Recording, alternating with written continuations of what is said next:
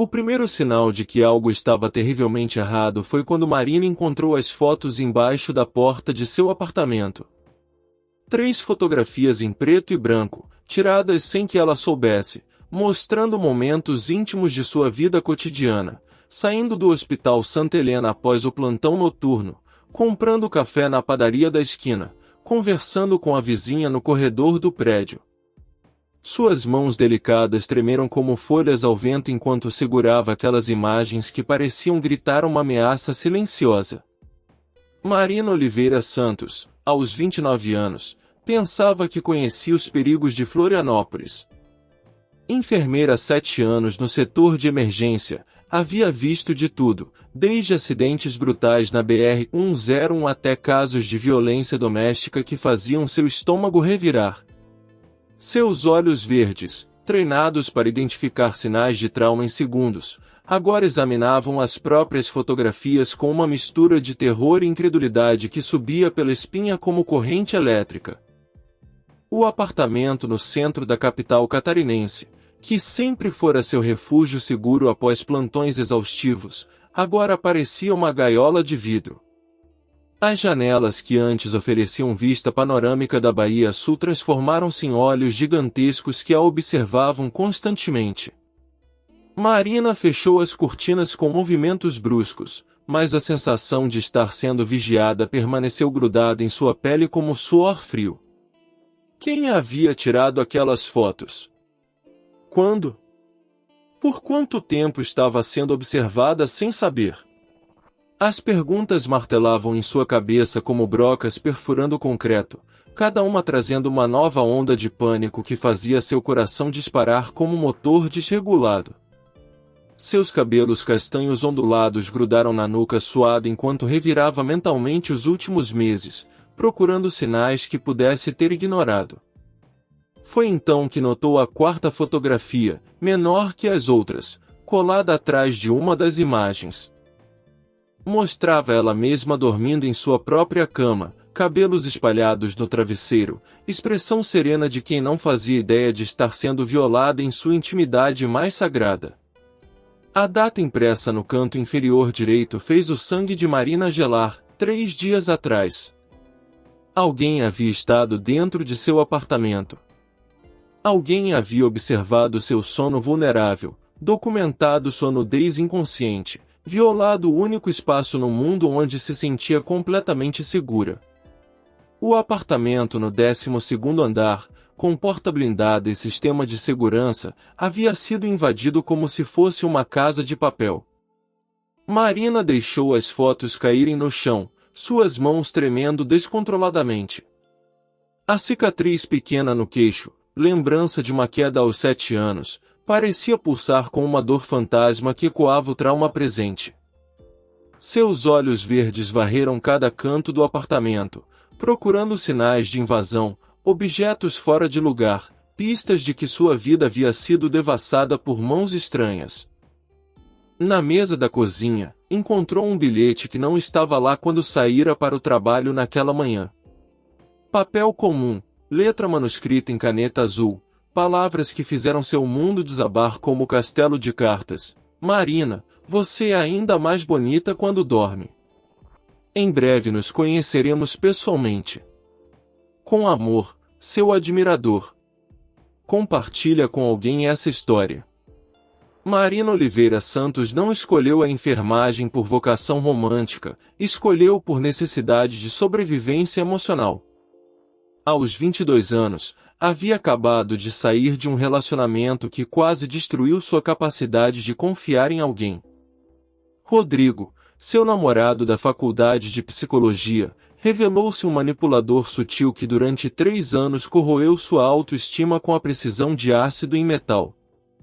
O controle começou pequeno, críticas disfarçadas de cuidado, isolamento dos amigos justificado como proteção, ciúmes apresentados como prova de amor. Quando Marina finalmente encontrou coragem para terminar, Rodrigo mostrou sua face mais sombria.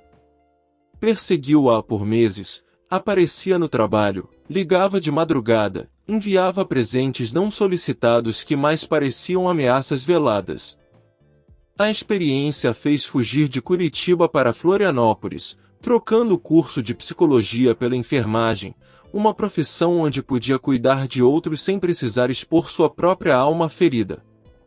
Os cabelos castanhos ondulados, que Rodrigo sempre dizia serem perfeitos demais para uma garota simples, foram cortados curtos em ato de libertação. Cresceram novamente com o tempo, mas nunca voltaram a ser símbolo de feminilidade, apenas parte de quem ela havia se tornado, uma mulher forte disfarçada de vulnerável. Durante 7 anos, Marina construiu uma vida meticulosamente controlada em Florianópolis. Apartamento seguro, rotinas previsíveis, relacionamentos superficiais que nunca ameaçavam sua independência conquistada a duras penas. Seus olhos verdes aprenderam a identificar sinais de perigo em homens antes mesmo que eles os demonstrassem abertamente. Era como um sexto sentido desenvolvido na dor. No Hospital Santa Helena, era conhecida pela competência fria e eficiente. Salvava vidas com a mesma precisão que usava para proteger a própria. Os colegas respeitavam sua dedicação, mas poucos conseguiam atravessar a barreira invisível que ela mantinha ao redor do coração. Marina preferia assim, solidão controlada era melhor que companhia perigosa. As poucas tentativas de relacionamento dos últimos anos terminaram sempre da mesma forma, quando o homem começava a demonstrar interesse genuíno, quando as conversas se aprofundavam além do superficial, quando o risco de vulnerabilidade se tornava real. Marina encontrava desculpas para se afastar. Era um mecanismo de defesa tão automático quanto respirar. Mas nas últimas semanas, algo havia mudado. Pequenos sinais que inicialmente atribuiu à paranoia residual de seu passado traumático. A sensação de estar sendo observada durante as caminhadas matinais pela beira-mar norte, a impressão de que alguém mexia em suas coisas no vestiário do hospital, o telefone tocando e ninguém falando do outro lado da linha. Marina havia convencido a si mesma de que eram apenas ecos do passado, fantasmas de uma época que preferia esquecer. Rodrigo estava em Curitiba, provavelmente havia seguido em frente, encontrado outras vítimas para seus jogos psicológicos. Ela estava segura em Florianópolis, havia construído uma nova identidade, uma nova vida longe das garras do passado. Mas as fotografias espalhadas no chão de seu apartamento provavam que a segurança era uma ilusão. Alguém havia quebrado todas as barreiras que ela construíra, violado todos os sistemas de proteção que desenvolvera.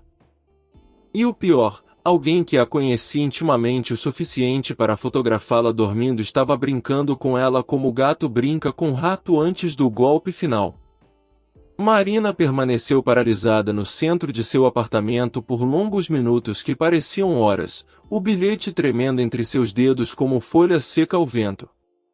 A letra manuscrita em caneta azul parecia dançar diante de seus olhos verdes, cada palavra ecoando em sua mente com o peso de uma sentença de morte. Com amor, seu admirador.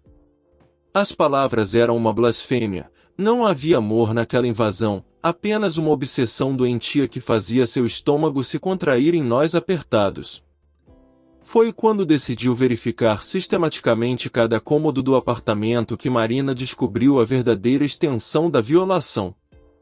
Na gaveta da cômoda do quarto, entre suas roupas íntimas mais delicadas, encontrou um pequeno aparelho que não reconheceu imediatamente.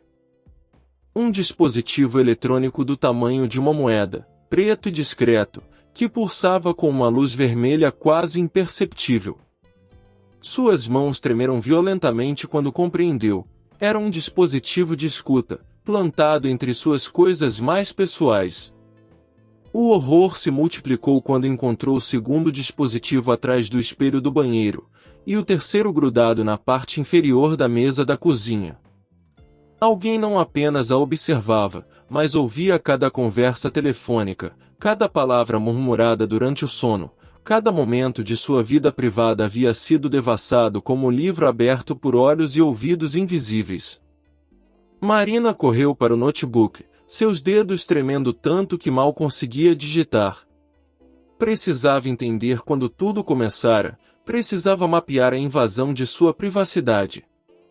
Abriu o e-mail e seu coração quase parou. Dezenas de mensagens não lidas de um remetente desconhecido, enviadas ao longo das últimas 3 semanas. A primeira mensagem datava exatamente do dia em que começara a sentir que estava sendo observada. Marina, você é linda quando concentrada no trabalho. A forma como seus cabelos caem no ombro quando você se inclina para cuidar dos pacientes é hipnotizante. O nível de detalhamento a fez engasgar. Quem quer que fosse, havia observado seus hábitos profissionais com precisão cirúrgica. As mensagens seguintes descreviam sua rotina com uma intimidade aterrorizante: o café que tomava sempre na mesma padaria, o caminho que fazia para casa, a música que ouvia no fone de ouvido durante as caminhadas. Era como se alguém vivesse dentro de sua cabeça, antecipando cada movimento antes mesmo que ela o fizesse. Mas foi a última mensagem, enviada apenas 2 horas antes, que fez o sangue de Marina gelar completamente. Hoje você descobrirá que não está sozinha. Que nunca esteve sozinha. Em breve você entenderá que fomos feitos um para o outro, Marina. Nosso amor é inevitável. As palavras ecoavam na mente de Marina como sirenes de emergência. Nosso amor. A familiaridade doentia dessas palavras, a forma possessiva como se referia a sentimentos que ela nunca compartilhara, a certeza absoluta de um futuro que ela nunca escolheria, tudo isso a transportou instantaneamente de volta aos piores momentos com Rodrigo. Mas havia algo diferente desta vez, algo mais sombrio e calculado que fazia esta situação parecer ainda mais perigosa que o relacionamento abusivo do passado. Rodrigo era impulsivo, explosivo, suas ameaças vinham acompanhadas de gritos e portas batidas. Este admirador secreto era metódico, paciente, havia planejado cada movimento com a precisão de cirurgião realizando operação complexa. Marina percebeu com horror crescente que não era apenas mais um caso de perseguição. Era uma armadilha cuidadosamente construída, uma teia onde ela era simultaneamente presa e isca. Alguém havia estudado sua história, conhecia suas vulnerabilidades, sabia exatamente como manipular seus medos mais profundos. O telefone tocou, cortando o silêncio como lâmina afiada. Marina olhou para a tela, número desconhecido. Suas mãos tremeram ao atender, preparada para enfrentar a voz que daria rosto aos horrores que descobrira. Alô, Marina.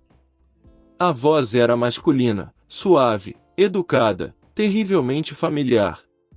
Espero que tenha gostado das minhas fotografias.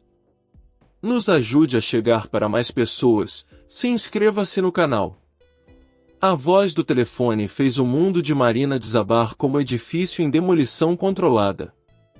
Era uma voz que conhecia, mas não conseguia localizar imediatamente na memória, como música familiar tocada em frequência distorcida. Masculina, educada, com sotaque catarinense sutil, falava com a intimidade de quem conhecia cada detalhe de sua vida. Você está tremendo, Marina. Posso ver através da janela do prédio em frente. As palavras caíram como gotas de gelo em sua espinha. Seus cabelos estão bagunçados, você está descalça, usando aquela camiseta azul que comprou no shopping Iguatemi na semana passada. Marina correu até a janela, fechou as cortinas com violência desesperada, mas a sensação de estar sendo devorada por olhos invisíveis permaneceu grudada em sua pele como óleo quente. Suas pernas bambearam quando compreendeu que não havia escape, onde quer que estivesse, ele podia vê-la, ouvi-la, antecipá-la. Não precisa ter medo, Marina. Tudo o que fiz foi por amor. Você só não entende ainda porque está confusa, assustada. A voz continuava, paciente como o professor explicando lição para a criança. Mas logo você vai perceber que somos almas gêmeas. Que eu sou o único que realmente te conhece. O estômago de Marina se contraiu quando ele começou a descrever detalhes íntimos que só alguém muito próximo poderia saber. A cicatriz no queixo e como ela tocava inconscientemente quando estava nervosa. O jeito que mordia o lábio inferior durante concentração intensa. A música que cantarolava no banho quando pensava estar completamente sozinha. Quem é você? Marina conseguiu sussurrar, sua voz saindo como estilhaço de vidro. Sou alguém que você magoou profundamente, Marina. Alguém que você rejeitou sem nem ao menos me dar uma chance real. A voz mudou sutilmente, adquirindo uma amargura que fez cada célula de seu corpo se arrepiar. Mas o amor verdadeiro perdoa. O amor verdadeiro espera.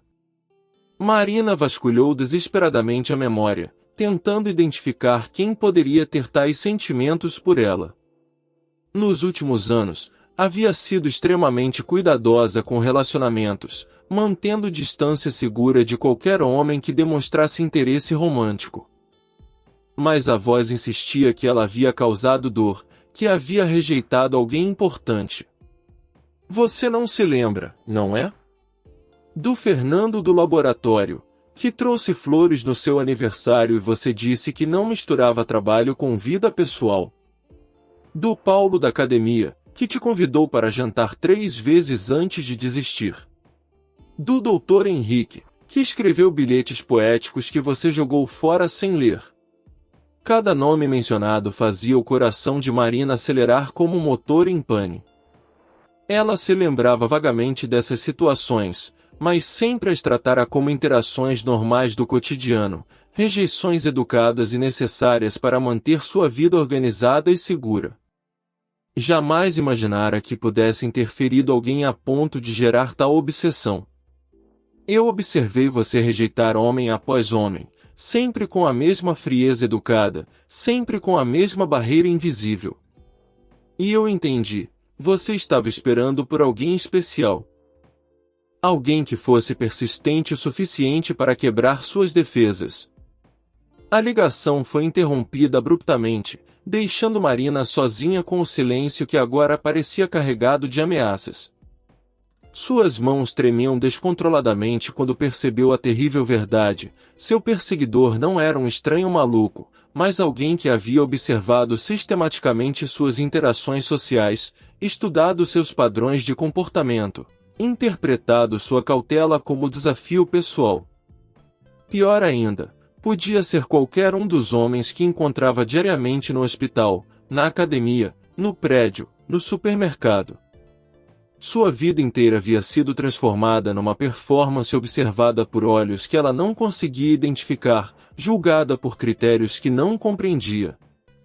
O segundo telefonema chegou no momento exato em que Marina tentava processar a magnitude do terror que sua vida havia se tornado. Desta vez, ela não atendeu, mas o aparelho continuou tocando insistentemente, como sirene de emergência que se recusava a silenciar. Quando finalmente parou, uma mensagem de texto chegou imediatamente. Atender o telefone faz parte das regras, Marina. Não me obrigue a ser desagradável. Suas mãos tremeram violentamente ao pegar o aparelho. A voz do outro lado havia perdido completamente a suavidade anterior, agora carregava uma irritação perigosa que fazia cada palavra soar como ameaça velada. Marina, você me decepcionou. Pensei que fosse mais inteligente que isso. O tom era de professor repreendendo aluna rebelde, mas havia algo sombrio por baixo da paciência forçada. Preciso que você entenda, não estou pedindo sua atenção. Estou exigindo. O apartamento no 12º andar, que sempre fora seu santuário, agora se transformará numa armadilha claustrofóbica. Marina correu de janela em janela, verificando fechaduras, testando travas, como animal enjaulado procurando escape impossível. Seus cabelos castanhos ondulados grudavam no pescoço suado, e a cicatriz no queixo pulsava com dor fantasma que ecoava o pânico crescente. Você vai descer até o estacionamento do prédio em exatamente 15 minutos. Vai entrar no carro prata que estará esperando na vaga 47. Se tentar fugir, se tentar pedir ajuda, se tentar ser esperta demais, você descobrirá que tenho formas muito desagradáveis de demonstrar minha decepção. O coração de Marina batia tão forte que podia sentir o pulso nas têmporas, nos pulsos, no pescoço, como se todo seu corpo fosse um tambor tocado por mãos desesperadas. A enfermeira treinada para lidar com emergências médicas se viu completamente paralisada diante de uma emergência pessoal que superava qualquer coisa que havia enfrentado nos corredores do hospital. Marina, você está ouvindo? Responda quando eu falar com você. Estou ouvindo. A voz saiu como sussurro quebrado, irreconhecível até para ela mesma. Ótimo. Agora você vai se arrumar. Vai usar o vestido azul marinho que está no seu guarda-roupa, aquele que nunca usou porque achou inadequado demais na época que comprou. Vai soltar os cabelos. Vai usar a maquiagem que guarda para ocasiões especiais. Você vai ficar linda para mim, Marina. O nível de conhecimento sobre seus hábitos mais íntimos a fez sentir náusea que subia do estômago como lava vulcânica. Ele sabia sobre roupas que ela nunca usará, sobre inseguranças que nunca compartilhara, sobre detalhes que só alguém que vasculhara sistematicamente sua vida poderia conhecer. E Marina? Não tente ser heroína. Não tente chamar a polícia, não tente fugir, não tente ser mais esperta que eu. Estou observando você há meses. Conheço cada movimento seu, cada pessoa que você conhece, cada lugar onde você se sente segura. A voz adquiriu uma frieza que fez o sangue dela gelar. Você não tem ideia do que sou capaz de fazer quando contrariado. A ligação foi encerrada, deixando Marina sozinha com o silêncio mortal e a contagem regressiva que começara em sua mente. 15 minutos. 14 minutos e 50 segundos. O tempo escorria como areia em ampulheta, cada segundo aproximando de um destino que prometia ser pior que seus piores pesadelos. Suas pernas tremiam tanto que mal conseguia ficar em pé. A enfermeira que salvava vidas no hospital, que mantinha calma em situações de vida ou morte, agora se via reduzida a uma criança aterrorizada que não conseguia nem mesmo formar um plano de fuga coerente. Marina olhou para o relógio na parede da cozinha e viu os números se transformarem em contagem regressiva para seu próprio pesadelo. 12 minutos. Seus dedos tremeram ao discar 190, mas antes que o primeiro toque completasse, seu celular vibrou com uma mensagem que fez seu sangue virar gelo, uma foto dela mesma, tirada segundos antes, mostrando-a com o telefone na orelha. Eu avisei sobre tentar ser esperta, Marina. A realização a atingiu como um punho no estômago, ele podia vê-la naquele exato momento. Não apenas através de janelas distantes, mas de dentro do próprio apartamento.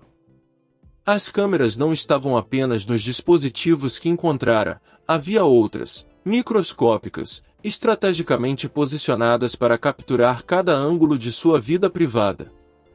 Desligou o telefone com mãos que tremiam descontrolavelmente e correu para o quarto, sabendo que cada movimento estava sendo documentado por olhos invisíveis que a devoravam como o predador observa a presa. O vestido azul marinho pendurado no guarda-roupa parecia maldito, uma roupa que comprará impulsivamente anos atrás e nunca usará por considerá-la provocante demais para sua personalidade cautelosa. Vestir aquela peça de roupa foi como vestir a própria humilhação. O tecido grudava em sua pele suada, e Marina podia sentir o peso dos olhares invisíveis examinando cada curva, cada movimento, cada tremor de vulnerabilidade. Seus cabelos ondulados, soltos conforme as instruções, caíam sobre os ombros como cortina que não conseguia esconder sua exposição forçada. Quando se olhou no espelho, viu uma estranha, uma mulher assustada, vestida para um encontro que não escolhera, maquiada para agradar alguém que a aterrorizava. A cicatriz no queixo parecia mais proeminente, como se o terror a fizesse retroceder a criança vulnerável que fora antes de aprender a se proteger. 5 minutos.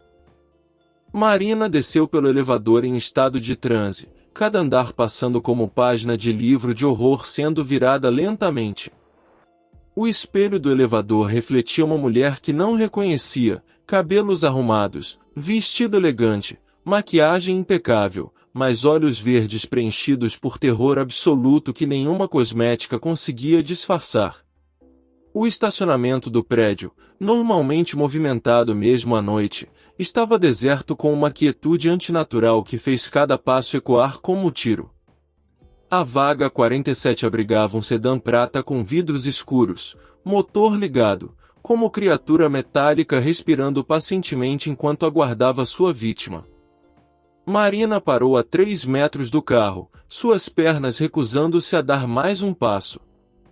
Era seu último momento de escolha, sua última oportunidade de correr, gritar, lutar, mas seu corpo estava paralisado pela certeza de que qualquer resistência resultaria em consequências ainda piores. A porta do passageiro se abriu sozinha, como convite sombrio para o inferno.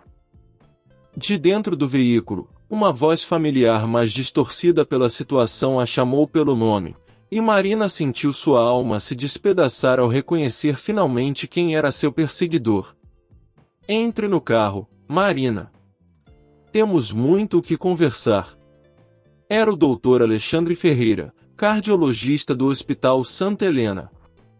O mesmo homem que há 6 meses havia se oferecido para levá-la para casa durante uma noite chuvosa, e que ela havia recusado educadamente, preferindo chamar um táxi.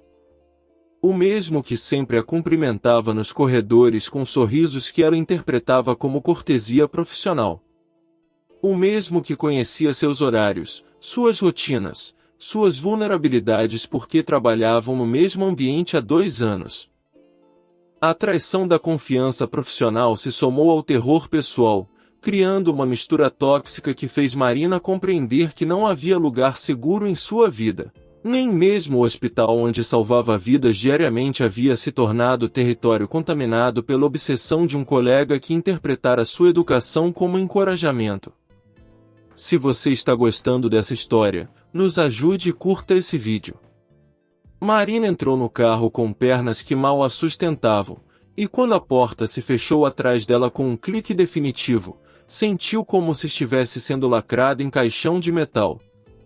O Dr. Alexandre Ferreira, que sempre conhecera como profissional respeitado e discreto, agora se revelava completamente diferente sob a luz amarelada do estacionamento. Seus olhos, antes gentis durante as interações hospitalares, brilhavam com uma intensidade doentia que fazia cada célula do corpo dela gritar para fugir. Marina, você não faz ideia de quanto tempo esperei por este momento. Sua voz mantinha o tom educado de sempre, mas havia uma camada de obsessão por baixo que transformava cada palavra em ameaça velada. 2 anos observando você, estudando seus hábitos, aprendendo a amar cada pequeno detalhe de quem você é. As mãos dele no volante eram as mesmas que ela havia visto salvando vidas durante cirurgias cardíacas complexas, mas agora tremiam com uma excitação que a fez sentir náusea. Marina percebeu com horror crescente que sua admiração profissional por ele havia sido completamente unilateral. Enquanto ela via um cardiologista competente, ele via uma obsessão pessoal disfarçada de coleguismo. Você quer saber quando tudo começou, Marina? Foi no seu primeiro dia no hospital. Você estava nervosa, tocava a cicatriz do queixo constantemente, mordia o lábio quando concentrada. Eu fiquei fascinado pela sua vulnerabilidade escondida atrás de tanta competência profissional. Alexandre dirigia lentamente pelas ruas desertas de Florianópolis, como se tivesse todo o tempo do mundo para sua confissão macabra. A revelação que veio a seguir fez o mundo de Marina desabar completamente. Alexandre não era apenas um colega obcecado, era um predador sistemático que havia manipulado situações profissionais para se aproximar dela. Os plantões extras que sempre se oferecia para cobrir quando ela precisava folgar, as consultas médicas que, coincidentemente, precisavam de assistência de enfermagem justamente quando ela estava disponível. Até mesmo o apartamento que ela alugara havia sido sugestão dele, através de uma conversa aparentemente casual sobre moradia. Eu orquestrei nossa proximidade, Marina. Cada interação foi cuidadosamente planejada para que você se acostumasse comigo, para que me visse como parte natural de sua vida. Suas palavras caíam como gotas de veneno. O apartamento que você acha tão seguro? Eu tenho as chaves desde o primeiro dia. O senhorio é meu primo. As câmeras foram instaladas durante a reforma que você pensou ter sido feita pelo proprietário anterior. Marina sentia como se estivesse sendo desmontada célula por célula. Sua vida inteira dos últimos 2 anos havia sido uma encenação dirigida por alguém que ela considerava apenas um colega respeitoso.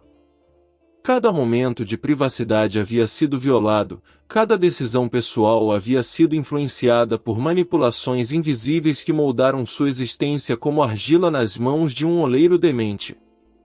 E os outros homens que tentaram se aproximar de você? O Fernando do laboratório foi transferido para outro hospital depois que eu sugeri ao chefe que ele estava sendo inadequado com as funcionárias. O Paulo da academia cancelou a matrícula após receber ligações anônimas sobre problemas financeiros que eu mesmo criei. O Dr. Henrique, bem, ele teve um acidente de carro que o afastou permanentemente da medicina. O horror dessa revelação fez Marina compreender que Alexandre não era apenas obcecado, era perigoso de forma letal. Havia manipulado ativamente a vida de pessoas inocentes para eliminar qualquer competição por sua atenção, destruindo carreiras e potencialmente causando danos físicos reais. Ela não estava lidando apenas com um stalker, mas com um sociopata que usava sua posição médica para causar danos sistemáticos. O carro parou numa casa isolada nos arredores de Florianópolis, escondida entre árvores que bloqueavam qualquer visão externa. Marina percebeu que Alexandre havia preparado aquele local especificamente para ela. As janelas tinham grades decorativas que na verdade eram prisões, a porta principal tinha fechaduras múltiplas, e o isolamento garantia que ninguém ouviria gritos ou pedidos de socorro. Bem-vinda ao nosso lar, Marina. Aqui você finalmente poderá entender o quanto somos perfeitos um para o outro. Alexandre saiu do carro e abriu a porta dela como cavalheiro macabro, oferecendo a mão que ela recusou instintivamente. Foi nesse momento de terror absoluto que Marina sentiu algo que não sentia há anos, a raiva pura e selvagem que havia enterrado após o relacionamento com Rodrigo. Mas desta vez, ao invés de se deixar paralisar pelo medo, ela sentiu uma força primitiva surgir das profundezas de sua alma, a força de uma mulher que havia sido subestimada por tempo demais. Quando Alexandre se aproximou para forçá-la a entrar na casa, Marina usou seu conhecimento médico contra ele. Um golpe preciso na artéria carótida, técnica que aprenderá durante treinamentos de emergência, fez-o cambalear tempo suficiente para que ela conseguisse correr de volta ao carro e trancar as portas. O telefone celular dele, deixado no banco do motorista, tornou-se sua salvação. Com mãos tremendo mais determinadas, Marina ligou para a polícia, enviou sua localização exata, e pela primeira vez em meses, sua voz saiu firme e controlada ao relatar a situação. Quando as sirenes começaram a ecoar na distância, Marina viu Alexandre tentar fugir pela mata, mas estava desorientado demais para escapar. A enfermeira que havia passado 2 anos sendo caçada finalmente havia se tornado a predadora, usando suas próprias habilidades médicas e conhecimento profissional para virar o jogo contra quem pensava controlá-la completamente. Nos meses que se seguiram, Marina descobriu a extensão completa do esquema de Alexandre. Ele havia manipulado não apenas sua vida, mas de pelo menos outras 6 mulheres em hospitais diferentes ao longo de sua carreira.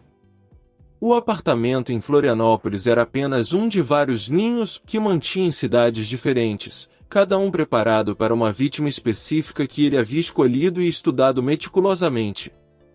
A casa isolada revelou-se um museu macabro dedicado à sua obsessão, fotografias de Marina cobrindo paredes inteiras, cronogramas detalhados de suas atividades, até mesmo roupas compradas especificamente para quando ela morasse ali permanentemente. Era um santuário da doença mental que ele havia cultivado durante anos. Marina mudou-se para Porto Alegre, onde conseguiu emprego em outro hospital, mas desta vez com uma diferença fundamental: ela não fugia mais de relacionamentos por medo. Havia aprendido a distinguir entre cautela saudável e paranoia destrutiva, entre proteção necessária e isolamento prejudicial. A experiência a transformou numa defensora ativa de outras mulheres que enfrentavam situações similares. Criou um grupo de apoio para vítimas de stalking, usando sua experiência médica para identificar sinais de trauma e sua vivência pessoal para oferecer esperança real de recuperação. O julgamento de Alexandre Ferreira tornou-se um marco na discussão sobre assédio e stalking no ambiente médico brasileiro. Marina, que inicialmente queria apenas esquecer o pesadelo vivido, encontrou-se no centro de um movimento que mudaria protocolos de segurança em hospitais de todo o país. Sua coragem de testemunhar publicamente, mesmo revivendo os momentos mais aterrorizantes de sua vida, inspirou outras vítimas a quebrar o silêncio sobre abusos similares. Durante o processo, emergiram detalhes ainda mais chocantes sobre os métodos de Alexandre. Peritos descobriram que ele havia usado seu acesso aos sistemas hospitalares para obter informações pessoais das vítimas, incluindo endereços residenciais, números de telefone familiares, e até mesmo dados médicos íntimos que utilizava para criar perfis psicológicos detalhados de suas obsessões. O impacto se estendeu muito além do caso individual. O Hospital Santa Helena implementou novos protocolos de segurança que incluíam verificações psicológicas regulares para todo o corpo médico, sistemas de monitoramento de acesso a informações confidenciais, e canais anônimos para denúncias de comportamento inadequado entre colegas. Outros hospitais em Santa Catarina e pelo Brasil seguiram o exemplo, criando uma onda de mudanças que protegeria futuras vítimas. Marina descobriu que sua experiência havia tocado profundamente mulheres em todo o país. Cartas chegavam diariamente ao grupo de apoio que ela criará, vindas de enfermeiras, médicas, funcionárias de hospitais que relatavam situações similares que antes consideravam apenas incômodas, mas agora reconheciam como crimes graves. Sua coragem de expor Alexandre havia dado voz a centenas de mulheres que sofriam em silêncio. Mas o impacto mais profundo foi na própria Marina. A mulher que antes via relacionamentos como campos minados agora conseguia distinguir entre precaução saudável e medo paralisante. Começou a namorar novamente, primeiro com extrema cautela, depois com crescente confiança em sua capacidade de identificar sinais genuínos de interesse versus obsessão doentia. Seu trabalho no novo hospital em Porto Alegre ganhou dimensão adicional. Marina tornou-se especialista informal em identificar sinais de trauma em pacientes que haviam sofrido violências similares. Seus olhos verdes, antes sempre em estado de alerta para perigos pessoais, agora identificavam com precisão cirúrgica quando uma paciente chegava com ferimentos que contavam histórias de abuso sistemático. A cicatriz no queixo, que durante anos foi símbolo de vulnerabilidade infantil, transformou-se em marca de sobrevivência adulta. Marina parou de tocá-la inconscientemente quando nervosa, agora havia como lembrança de sua capacidade de superar traumas e emergir mais forte do outro lado. Valdirene Santos, uma das enfermeiras que trabalhava com Marina no novo hospital, comentou certa vez que nunca havia conhecido alguém capaz de fazer pacientes se sentirem tão seguros apenas com um olhar. Era como se Marina irradiasse uma força tranquila nascida de quem havia enfrentado seus piores medos e vencido. O grupo de apoio que ela fundou cresceu de 3 participantes na primeira reunião para mais de 50 mulheres regulares, com filiais em outras cidades gaúchas. Cada história compartilhada, cada lágrima derramada em segurança, cada plano de escape elaborado coletivamente representava uma vitória contra o medo que Alexandre e homens como ele tentavam impor.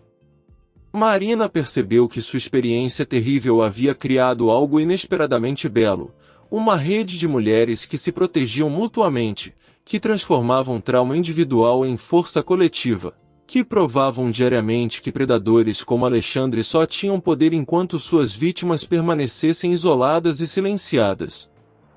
3 anos após o pesadelo com Alexandre, Marina Oliveira Santos havia se tornado símbolo vivo de uma verdade que muitas mulheres precisavam ouvir: é possível transformar a experiência mais aterrorizante da vida em fonte de força que protege não apenas a si mesma, mas centenas de outras pessoas.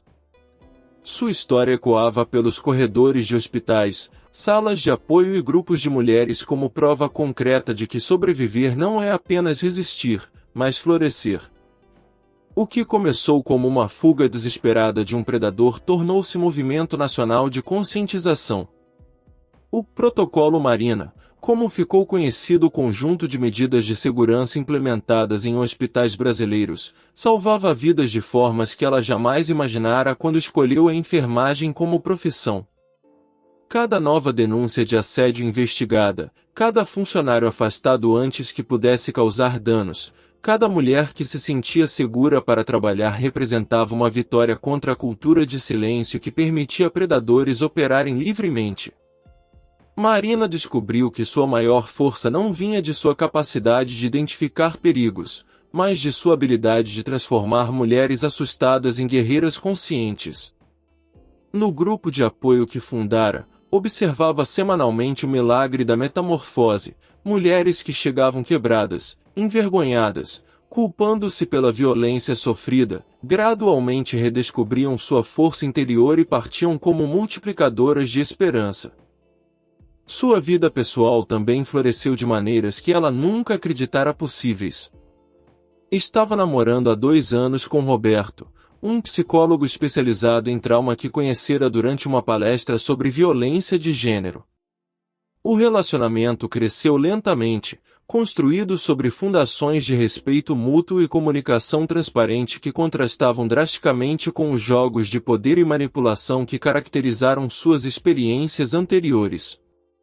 Roberto admirava não a mulher vulnerável que Alexandre tentará criar, mas a sobrevivente forte que Marina havia escolhido se tornar.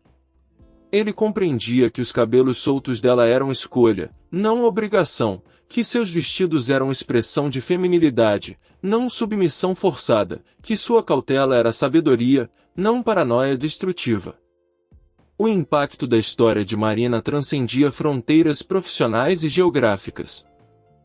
Estudantes de medicina de todo o Brasil estudavam seu caso como exemplo de como relações de poder podem ser abusadas, e de como a ética médica deve proteger não apenas pacientes, mas colegas de trabalho.